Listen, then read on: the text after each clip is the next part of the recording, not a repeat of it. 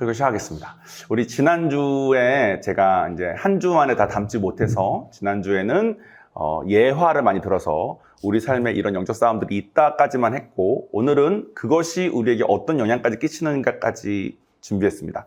사실은 오늘까지만 하고 다음 주에는 이제 부활절 예배가 저희가 준비되어 있고, 그 다음 주에는 신 목사님 오셔서 한 주 예배를 인도해 주시게 돼 있기 때문에 사실 이번 주 안에 끝내길 원했는데, 제가 예전에도 항상 말했다시피 저는 그 여러 가지 그 내용들을 한 설교에 담아낼 능력이 아직 없습니다. 예전에는 노력을 해봤는데 그냥 깔끔하게 인정하고 그걸 쪼개서 하나하나 설명을 드리는 걸 하고 있어서 오늘 아마 다 못하고 이게 이렇게까지 영향을 끼칠 수 있구나까지를 인지하신 다음에 영적 싸움이 되게 중요한 거구나, 영적 싸움이 내 삶을 이렇게까지 망가뜨릴 수 있구나, 이만큼 영향을 끼치는 거를 인지한 다음에 그 다음에 이제 신 목사님 돌아가시고 5월 첫 번째 주 때 그래서 어떻게 해야 되는지를 나누는 시간을 가질 것 같습니다. 우리 본문을 먼저 읽어보겠습니다.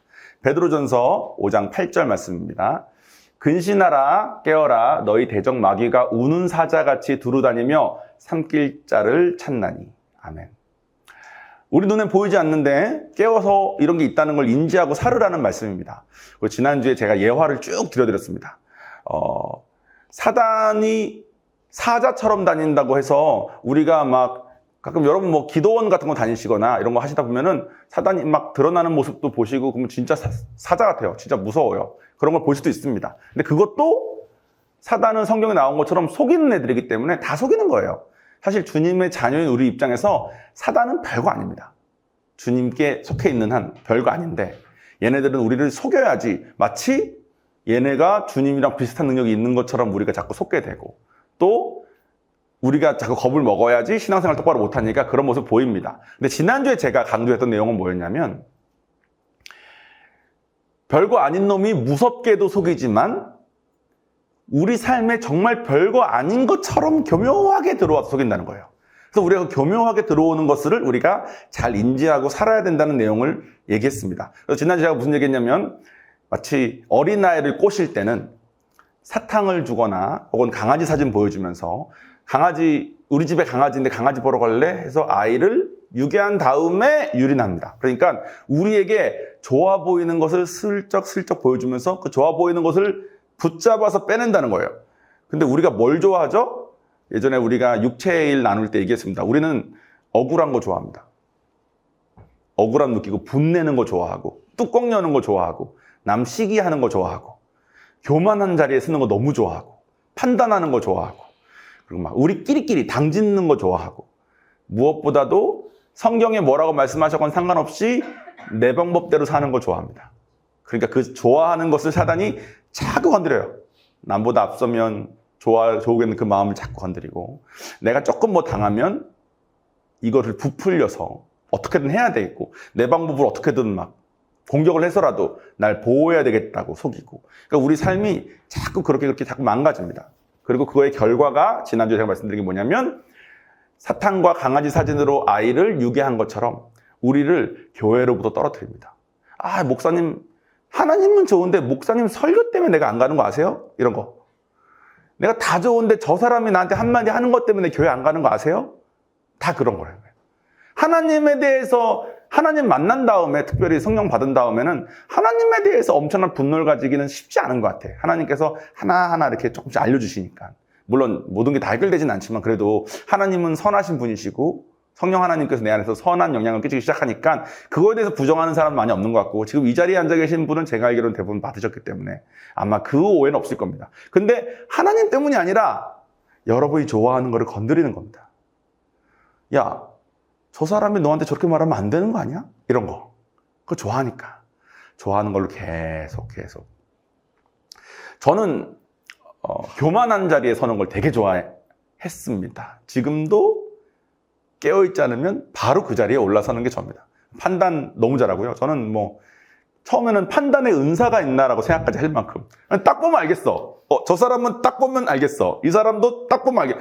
이딴 생각에 갇혀 있어가지고 제가 아까 말한 것처럼 교회로부터도 떨어지고, 교회에 가면 다 불편한 거예요. 판단이 자꾸 되니까. 이런 사람들과 함께 있는 게 너무 싫어서 나만 너무 고귀한 것 같고 막 그랬습니다. 그리고 지금도 깨어있지 않으면 목사 상관없어요. 깨어있지 않으면 바로 그 자리로 저는 갑니다.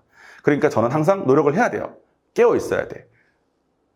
사자처럼, 우는 사자처럼 나를 먹으려고 종원이 언제 정신 안 차리고 있나만 계속 보고 있으니까. 교만한 자리에 있는 걸 좋아하니까 억울한 걸 못 참았습니다. 그리고 남의 말도 잘 못 듣고 남한테 신경도 잘 안 썼습니다. 성경에서도 마찬가지입니다. 하나님처럼 되고 싶었던 아담과 이브를 꼬드겼습니다. 나라의 독립을 간절히 원했던 애국 땅이었던 가룟 유다의 마음을 꼬드겼습니다.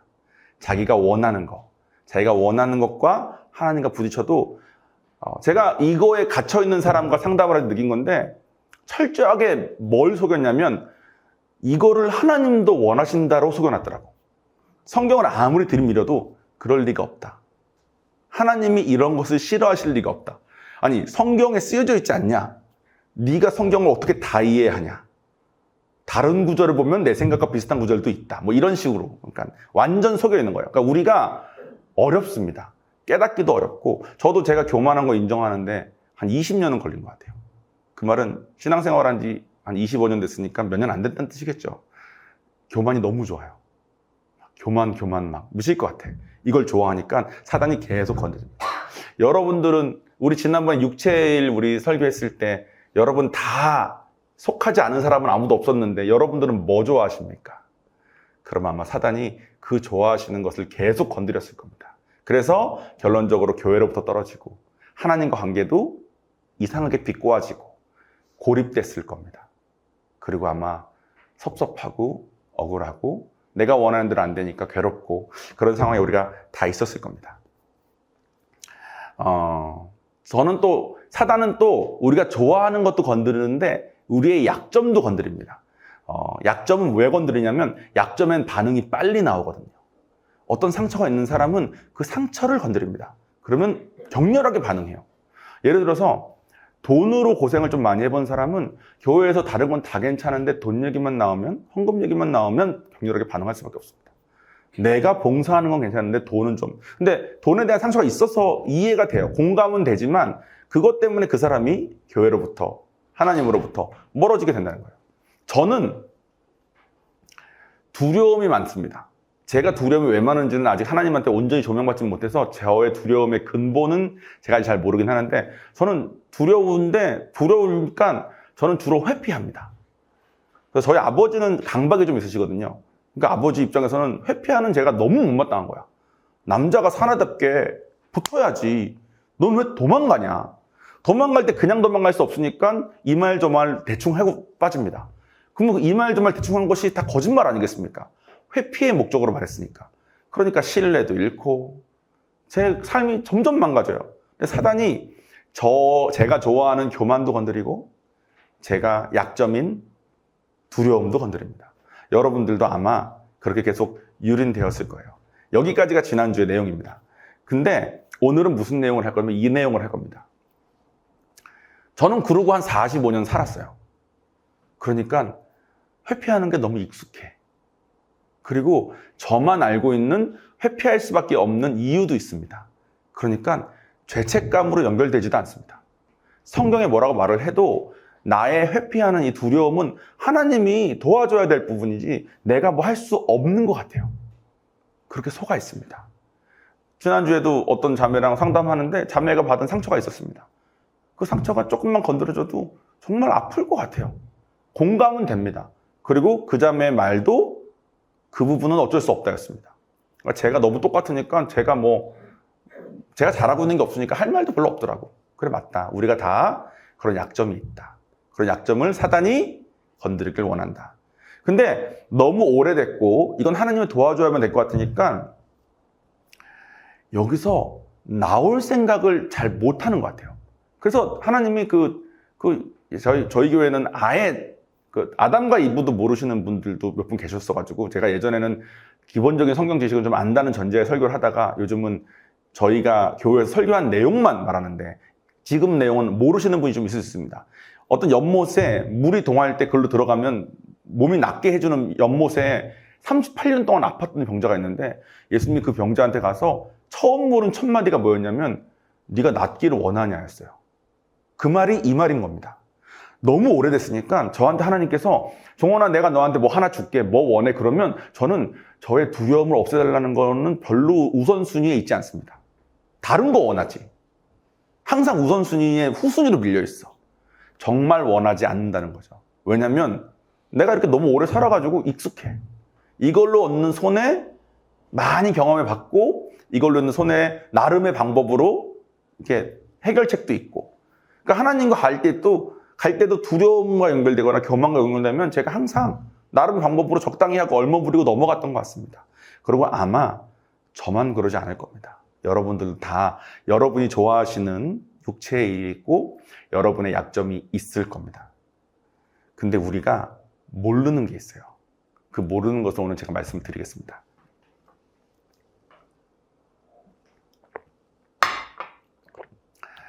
물벼룩이라고 있대요. 잘 몰라요, 뭔지. 벼룩인데 물에 사는 벼룩인가 봐. 이 물의 벼룩한테 포식자를 경험시킵니다. 그 물에서. 이 실험실에서 한 거예요. 포식자를 경험시켜요. 그 다음에 포식자를 없앱니다. 그 다음에 얘를 포식자가 없는 데로 옮겼는데 그 물에다가 포식자의 냄새만 넣었대요. 근데도 물벼룩이 포식자의 냄새만 느껴도 포식자로 당했던 기억이 너무 강하니까 상처가 너무 크니까 물벼룩의 몸 모양이 뾰족하게 변하더래요. 자기 나름의 반항을 하는 거예요. 자기 방법으로. 근데 그 낳은 새끼들이 포식자를 경험해 본 적이 없는데도 불구하고 뾰족하게 태어나더랍니다. 신기하죠? 쥐한테 체리향을 맡게 할 때마다 전기 충격을 줬대요. 그 다음에 자식을 낳은 다음에 체리향만 맡게 했는데 얘가 반응을 하더래. 신기하죠? 손주까지 가더래. 그러니까 부모, 자식, 손자까지는 가더래요. 이게 뭘 말하는 걸까요? 인간도 마찬가지입니다.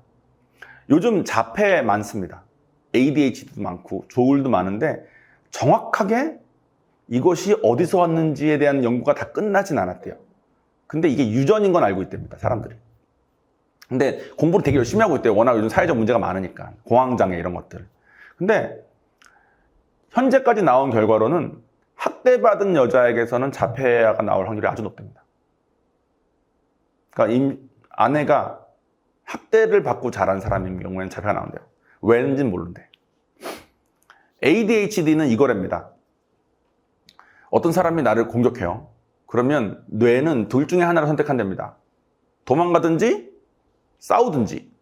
근데 어떤 위기 상황이 왔을 때 그 사람 입장에서 도망갈 수도 없고 싸울 수도 없는 상황이 되면 뇌가 할 수 있는 게 없기 때문에 멍한 상태를 선택하네요. 내가 너무 괴로우니까 나에게 내가 휴식 혹은 내가 안전할 수 있고 내가 이렇게 나를 이렇게 좀 보호하는 방법으로 멍한 상태를 유지한답니다. 사람이 어떤 환경일 때 공격할 수도 없고 도망갈 수도 없을까요? 그건 부모님이 싸울 때랍니다. 그래서 부모님이 많이 싸운 사람의 자녀들은 산만하답니다. 멍하게 잡고 있대요. 그리고 그 자식까지도 간답니다. 이거는 좀 더 무서운 얘기인데 우리나라에 워낙 흔한 얘기여가지고 제가 이건 얘기를 들은 분도 몇 분 계실 겁니다. 남편과 아내가 사이가 안 좋은데 딸이 하나 있어요. 근데 이 아내가 남편한테 남편은 아무리 싸워도 해결이 안 되니까 딸한테 남편 욕을 합니다. 그러면 딸은 본능적으로 엄마를 자기 분신처럼 생각하면서 엄마를 괴롭히는 남편의 아빠가 나쁜 아빠. 그러면 이 세 식구 중에 2대1의 관계가 딱 형성되지 않겠습니까? 그러면 이 딸이 결혼했을 때 자기도 딸을 낳으면 본능적으로 자기 남편과 관계가 안 좋을 때마다 엄마한테 익숙한 걸 하지 않겠습니까? 자기 딸한테 야, 네 남편이 이렇게 돼서 이렇게 한 다음에 그럼 이제 얘는 손녀인 거예요. 그러니까 할머니가 싸웠는데 엄마한테 했고 엄마가 해서 이 손주한테 한 거죠. 그러니까 딸한테 한 거죠. 그 다음에 태어나는 아이들의 100%가 정신병이래요. 100%. 어떤 정신병인지 종류는 다양하지만 100%래요. 거기까지는 결과가 나왔답니다. 제가 지금 말한 것 되게 친숙하지 않습니까? 한국 문화에 너무 많은 상황 아닙니까? 부모님이 싸워가지고 부모님이 싸울 때 가서 내가 싸울 수도 없고 도망갈 수도 없어. 그 집에 살아야 되니까. 그럼 내내 뇌는 본능적으로 자기를 보호하려고 멍한 상태로 산 사람들 여기 좀 계십니까? 그리고 혹시 엄마가 아빠 욕하는 거 들어본 적 있으면 계십니까? 딸이면 본인도 결혼해서 그렇게 할 가능성이 아주 높겠죠. 그럼 100%래. 최근 연구 결과로는 지금 시리아의 내전이 2011년부터 있었는데, 그럼 몇 년 안 됐지 않습니까? 내전을 겪은 남자, 여자 구분 없이 이 사람들이 가진 유전자가 다 변질이 돼가지고 후천적 변질된대요. 그래서 태어난 손주까지는 폭력의 기억을 가지고 태어난답니다.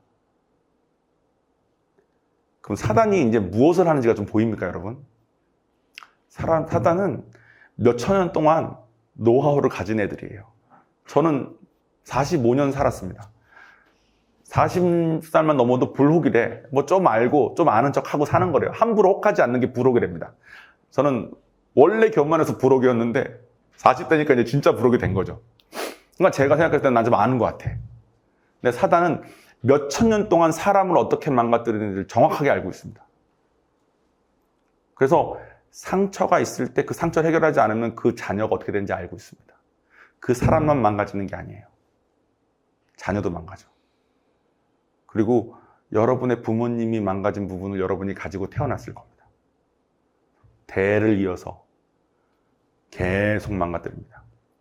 성경에도 그런 장면이 나옵니다. 아브라함이 예쁜 아내를 얻은 다음에 이집트에 갔을 때 자기 아내를 탐하는 남자가 자기를 죽일까 봐 두려워서 자기 아내를 누이라고 속입니다. 두려워서. 저는 회피하는 사람이기 때문에 정확히 무슨 심리인지 알고 있습니다. 근데 이삭이 리브가를 그걸 똑같은 짓을 하더라고요. 리브가를 자기가 죽을까 봐 누이라고 속였다가 그건 좀 빨리 들킨 것 같아요. 너 왜 그랬냐고 막. 그래서 넘어갔습니다. 아브라함이 이삭한테 야, 어디 이사 갔는데 무섭잖아? 그때는 와이프는 누이야? 가르쳤을까요? 절대 안 가르쳤겠죠.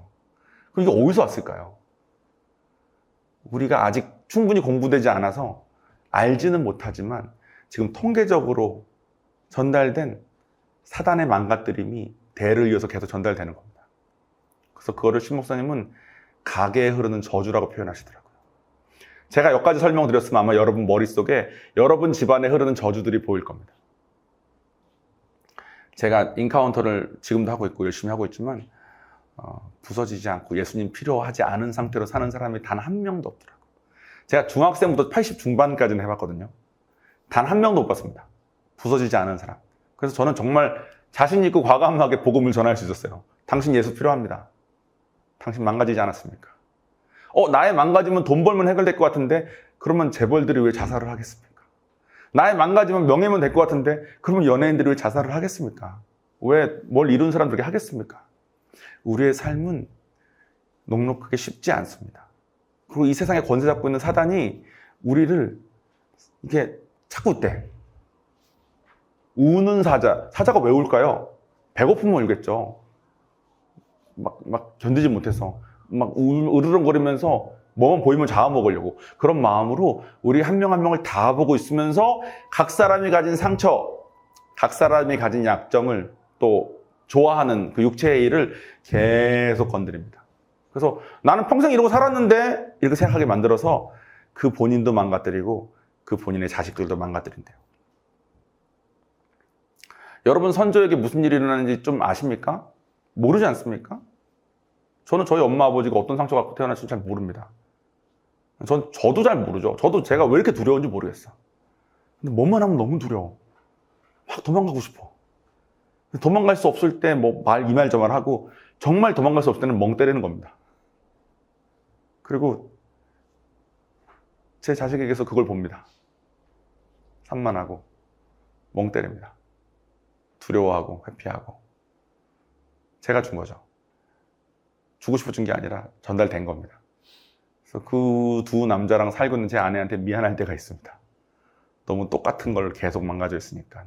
제 아내는 그쪽 공부를 한 사람이니까 좀 아니까 이렇게 저렇게 저희한테 좀 알려주는데 너무 무서워. 내 와이프가 물어보더라고. 도대체 왜 무섭냐? 따져보자. 따져보니까 무서울 리가 없는 일인데 난 무서워. 등치가 이만한데. 여러분, 제가 부산 웬만한 데 가서도 뭐 칠성파도 나 함부로 안 건드릴걸요? 나를 어디 판 줄 알고. 근데 무서워. 도대체 왜 그런지. 이게 도대체 몇 대를 건너서 나에게 온 건지 모르겠습니다. 근데 우리에게 소망이 있습니다. 체리향, 그 실험은 네덜란드에 있는 연구소에서 했대요. 근데 그 네덜란드에서 연구소에서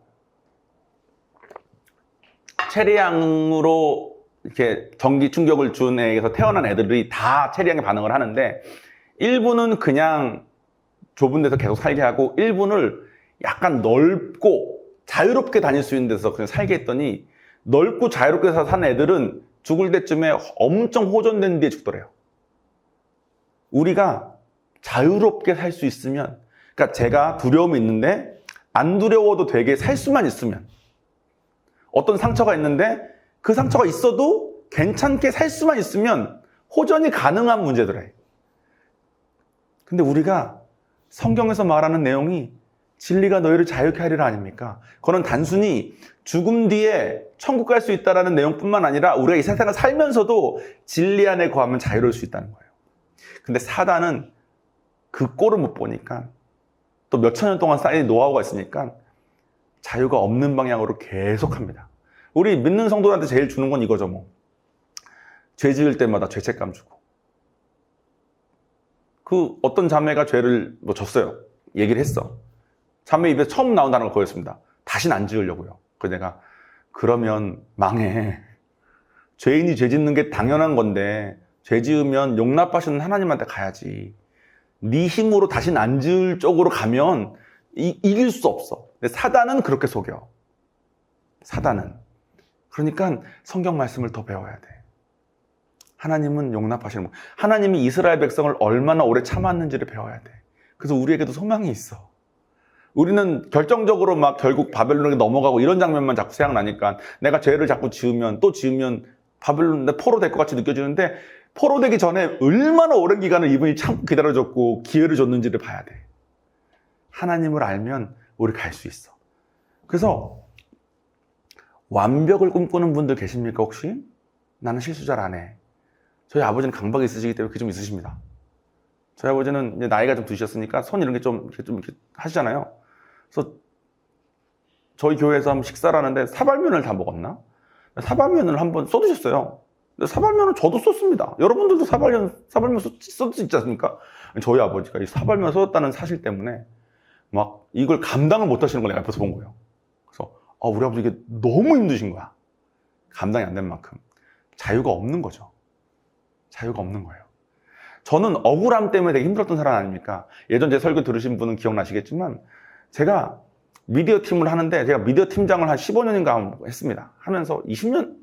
15년, 20년. 제가 숫자 좀 약해요. 어제 되게 오래 했어요. 하면서 제가 뭘 이렇게 했는데, 미디어 팀은 여기 글자 조금만 잘못 나와도 뒤에 찾아오시는 분들이 많거든. 글자가 이제 요 색깔이 조금만 옅어도 좀 더 진해야 된다.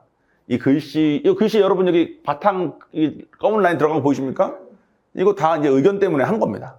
그러니까 미디어 팀은 이렇게 의견 받고 그거를 solve하는 포지션이에요. 근데 예전엔 제가 그걸 solve를 못하고 섬기지 못하고 싸웠습니다. 저걸 바탕 줄을 왜 안 걷냐면요, 그렇게 하면 이런 느낌이 바뀌고 이런 거 있잖아요. 그분들은 미디어 잘 모르니까 이거를 왜 이런 색깔로 했냐면요, 이 색깔이 아니면 뭐 어쩌죠 그런 거 있잖아요. 뭐 그분 어차피 알고 싶어 하지도 않은 거 개념. 그거를 저희 줄리 사모님 보시고 사람 다 했는데 저한테, 종원아, 그래서 네, 그러니까 너 하나님 자녀니까 억울해도 괜찮아. 너한테는 그 억울해도 괜찮을 자유가 있어. 근데 제가 이 베드로전서 이 말씀도 배우고, 사단이 우리에게 그걸 건드린다는 거 배우고서 이거에 대한 지식이 좀 있는 상태여서 그랬는지, 제가 그동안 억울할 때마다 못 참는 거를 제가 오랫동안 인지하고 있을 때여서 그런지 그 말씀 듣자마자 그 말씀을 붙잡고 싶더라고. 그래, 나 더 이상 억울할 때마다 이렇게 막 하고 하는 거를 안 하고 살고 싶다. 이거 하면 누가 나 좋아하겠어요. 그죠? 이렇게 생긴 사람이 확 하면 다시 못 오지. 제가 한 번이라도 한 사람들은 못 와, 집사님들 다. 그럼 막 부목사님 이런 분 정도 되시는 분이 대표로 와가지고 의견들이 좀 있는데, 그럼 그분한테 웍 하면 또 못 오는 거지. 난 그러고 살았어요. 근데 내가 이게 싫더라고, 더 이상. 이게 안 살고 싶더라고. 그래서 그걸 잡았습니다. 그래서 그다음부터는 억울해도 하나님 자유 괜찮아. 그게 자유라는 거예요. 저는 예전엔 자유가 그런 소리를 안 듣는 게 자유인 줄 알았어. 난 자유가 있어. 이제는 그런 소리 아무것도 안 들을 수 있어. 완전한 자유 속에 들어서. 돈 많아서 자유가 있어. 나는 다 쓸 수 있으니까. 이런 게 자유라고 생각했는데, 하나님 안에서의 자유는 뭐냐면, 하나님의 아들이기 때문에, 하나님의 딸이기 때문에 좀 저런 소리 들어도 괜찮고, 돈이 좀 없어도 괜찮고, 억울해도 괜찮고, 내가 복수 안 해도 괜찮은 거더라고요. 그 자유함을 가지고 살면 체리 양을 가지고 있어도, 여러분들이 선조들에게 뭘 받았어도 괜찮은 삶을 살다가 자녀에게 이미 전달됐을 거 아닙니까? 자녀에게 아빠가 이렇게 하니까 나아지더라. 너도 그렇게 살면 어때? 하면 제 밑에는 안 나오겠죠. 우리에게 방법이 있습니다. 근데 이 방법을 사는 거가, 그럼 어떻게 살아야지 이렇게 사냐? 이것까지가 이번 주 설교였는데 너무 길어서 그걸 다음으로 넘겼어. 여러분, 근데 이 정도 했으면 궁금해져야 됩니다. 이렇게. 다음 설교가 너무 궁금해요. 그러면 내 선조의 그 죄들이 막 보여지는데, 나 엄마 아빠 싸우는 거 맨날 봤는데, 뭐 그런 거 있잖아요. 우리 엄마 맨날 아빠 욕했는데, 아빠 맨날 엄마 욕했는데, 뭐 그런 거 있잖아요. 막 나는 왜 이렇게 두려운지, 나는 왜 이렇게 분노가 나는지, 나는 왜 이렇게 뚜껑이 열리는지 이제 다 보이는데, 자유하면 된다고 하는데 그 자유를 어떻게 얻는 건지는 너무 궁금해요가 됐으면 좋겠습니다. 마무리 짓겠습니다. 하나님은 선하신 분이십니다. 근데 이분의 말씀을 적용하려고 하면 너무 뚱딴지 같게 느껴지고, 왜냐면 너무 그게 뚱딴지 같은 게 너무 말이 되는 거예요. 왜냐면 이분은 온 우주를 창조하신 지혜의 분이신데, 그분의 지혜를 성경에 쓰여진 걸 우리가 보면 우리 머리로 이해가 안 되는 게 훨씬 더 많겠죠. 그러니까 이분을 신뢰하고 그 말씀을 믿냐 안 믿냐의 선택만 남은 거지, 이 말은 말이 되는 것 같아. 요즘 자유주의 신학은 어떤 성경은 뭐 아니고, 바울이 쓴 것 중에 뭐 6개는 아니고 뭐 이렇게 가더라고. 그러면 안 돼. 그랬다가 나중에 알고 보니까 맞으면 어떡하려고 그래요. 성경책이 이게 정경이다가 됐으면 이건 다 믿어야 됩니다. 이해가 당연히 안 되겠죠. 그래도 이분의 선하심을 믿어야 돼요. 왜냐하면 지금 학회가 공부하다 보니까 이분의 말씀이 맞는 것들이 보이지 않습니까? 그런 것들 하나하나를 우리가 먼저 이해하기 전에 못 믿겠다라고 예전에 저처럼 교만한 자리에 계시지 마시고, 일단 들으면 이해는 잘 안 되고, 내가 이해가 잘 안 돼도 만약에 목사님이나 나의 리더가 이게 이거다라고 말을 해주면 가야 됩니다. 그래야 체리향을 좀 떨궈내고 물벼룩의 뾰족함이 좀 없어지고 동글동글하고 예쁜 물벼룩으로 변한 채 살지 않겠습니까? 네, 예전에 억울하고 교만할 때는 제가 교회는 나가는데 하나님과 관계도 없고 교인들과 관계도 없고 제가 되게 고립된 삶을 살았던 것 같아요. 그리고 제가 그게 되게 좀 한편으로는 편하기도 했습니다. 전 사람과의 이게 좀 어려운 사람이니까 잘 못하니까. 근데 나중에 보니까 내가 그 기간을 얼마나 괴롭게 살았는지, 괴로운지 외로운지도 모르고 그냥 살았구나. 하나님만의 자유함을 맛보질 않았으니까 이런 게 있는지도 모르고 그냥 이렇게 사나보다 하고 살았구나. 근데 만약에 제 아들이 좋은 거를 맛보지 않아가지고 그냥 괴롭게 그냥 사는 게 단 줄 알고 살면 제가 얼마나 속상하겠습니까? 막 알려주고 싶고 요한이 행복했으면 좋겠고 그런 마음 있지 않겠습니까? 저 같은 죄인도 제 아들이 그렇게 행복하게 살기 원하는데 여러분이 얼마나 행복하기를 하나님께서 바라시겠습니까? 영적 싸움이 있다는 것은 변치 않는 확정된 일입니다. 성경에 쓰여져 있으니까. 그러니까 이거 내 눈에 안 보이고 그게 뭐 다 영적 싸움이야. 그냥 내 생각이 그런 거지. 그냥 마음이 그런 거지. 그리고 아마 저는 교만한 자리에 서 있는 걸 좋아하고 제가 두려운 거를 힘들어한다는 것을 인정하는데 몇 년 걸렸거든요. 아무리 생각해도 아닌 것 같아. 제가 그렇게 교만한 건 아닌 것 같은데 이 얘기를 제가 제 리더한테 얼마나 많이 말했는지 모릅니다. 왜냐면 내 겸손한 모습이 조금 있거든. 이만큼의 교만이 있어도 요 겸손한 느낌이 요거 하나 때문에 내가 교만 인정이 안 되더라고. 근데 여러분들도 아마 인정이 안 되는 것들도 많을 겁니다. 근데 자꾸 성령 앞에 나옵시다. 성령님의 조명하시면 자꾸 들어가고 성경 말씀을 자꾸 배우고 그래서 부딪히는 거는 물어보시고 이해가 잘 안 돼도 믿고 가보고 그래야 우리의 삶이 하나님의 자녀자로 이렇게 옮겨지는 겁니다. 그래서 저는 비록 능력의 한계가 너무 뚜렷하고 좀 그래서 제가 절 볼 때마다 가끔은 예전엔 좀 많이 요즘도 가끔은 왜 나를 부산에 보내서 이 부산에 있는 소중한 사람들이 이 고생을 하지 이런 생각을 합니다.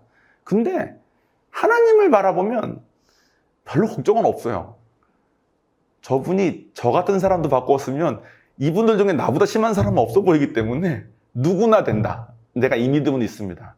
여러분이 다 행복하게 변화되게 믿어지고 그러니까 여러분 힘들어도 계속 가셨으면 좋겠습니다. 다음 설교 기대가 좀 되십니까? 어떻게 하면 될지 그죠?